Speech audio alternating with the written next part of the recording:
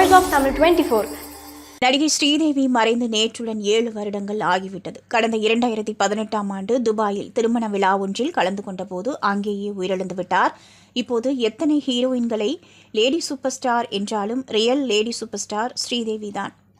தமிழ் சினிமாவில் அத்தனை டாப் ஹீரோக்களுடனும் கைகோர்த்த ஸ்ரீதேவி பாலிவுட்டிலும் தன்னுடைய அடையாளத்தை உருவாக்கினார்.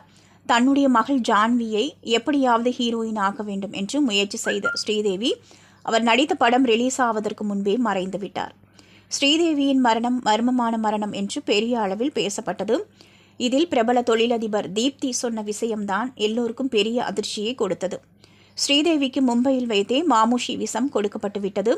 உடல் உறுப்புகள் செயலிழந்து 5வது நாளில் அவர் உயிரிழந்திருக்கிறார். மாமுஷி விஷம் என்பது பாம்பின் விஷமாகும். மேலும் ஸ்ரீதேவிக்கு ஒரு உடன் பிறந்த சகோதரி இருக்கும் நிலையில் அவர் ஸ்ரீதேவியின் இறுதி சடங்கிற்கு வராதது பெரிய சந்தேகத்தை ஏற்படுத்தியிருப்பதாகவும் சொல்லியிருந்தார்.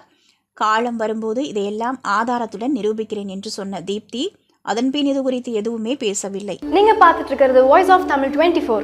Like, share and subscribe.